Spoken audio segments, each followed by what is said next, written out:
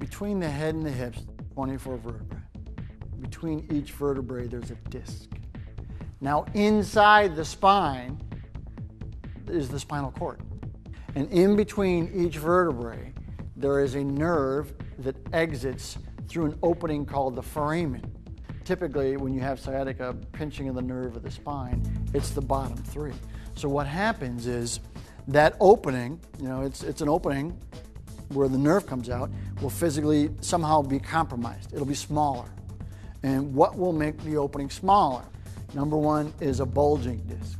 So the beginning phase of maybe a disc breaking down where the nucleus is pushing out a little bit, it'll cause the annulus to bulge out. Well, when the annulus is bulging out into the foramen, where the nerve is, it'll pinch the nerve.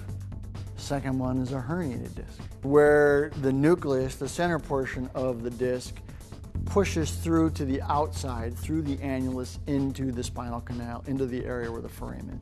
That tends to be more advanced. The nucleus acts like a battery acid on the nerve and lights up that nerve, and you'll feel it, and that's the intense burning pain that goes down your leg. And the third problem is what we call a degenerated disc. In the degenerated disc, ultimately what happens is the two vertebrae get closer together.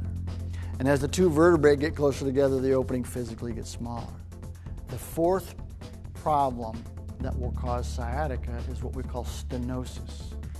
Now, stenosis is a term that means narrowing. So you can have stenosis in two areas. You can have it in the spinal canal. Number two is foraminal stenosis, where the nerves come out the side. That's the foramen.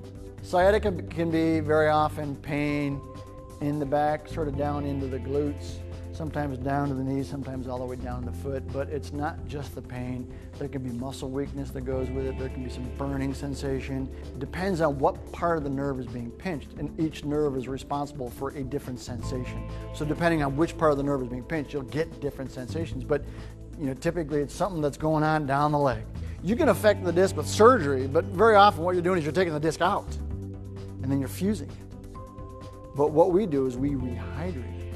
Our goal with our treatment is to take pressure off the disc.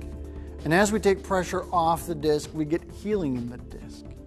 But also what happens as we take pressure off the disc is we can get the disc to move back to the inside, freeing up the space where the nerve is. And as we free up that space, back pain gets better because we're unloading the disc.